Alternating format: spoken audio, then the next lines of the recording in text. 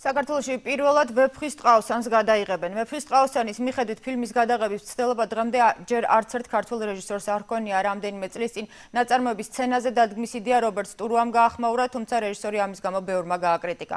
ფილმის გადაღებები მომავალი წლიდან დაიწყება. იდეის ავტორები ლევან დაბრუნდაშვილი და ჯაბა მელქაძე არიან. ფილმის ტრეილერი უკვე მზადაა.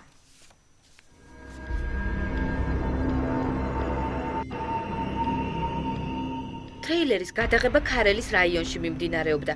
გადამღები ჯგუფი ტყეში ათენებდა და აღამებდა.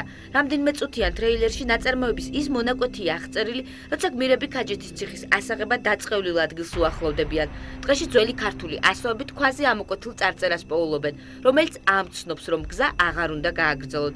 ამის შემდეგ იწყება ბრძოლა ნესტენ დარეჯანის გადასარჩენად. ეგეთ რაღაცებზე ხელის მოკიდება გვიჭირს ხოლმე ქართველებს.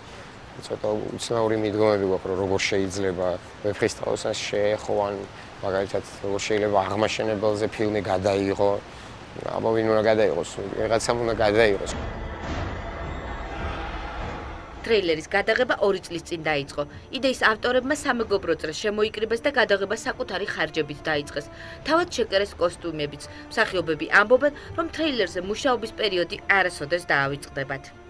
მე ვიცი, რომ თამაშობ ავთანდილს, ტარიელს თამაშობს თორნიკე გოგრიჭიანი, ფრიდონი სამწუხარო ჯერ არ მყავს, ნესტან დარეჯანი არის რუსუდან მაყაშვილი, თინათინით საპოვნელია. ჩემი პერსონაჟი არის როგორც ასეთ ვეფხის ტყავსანში არ არის ესე დაწერილი, მაგრამ მან გადასცენარება ხდება ამ ყველაფრის და იქნებიან ტარიელთან და ავთანდილთან ერთად იქნებიან მეორე ხარისხოვანი როლია მხლებლები, რომლებიც ეხმარებიან ქაჯეთის ციხის აღებაში. ფილმში 12 მთავარი გმირი იქნება.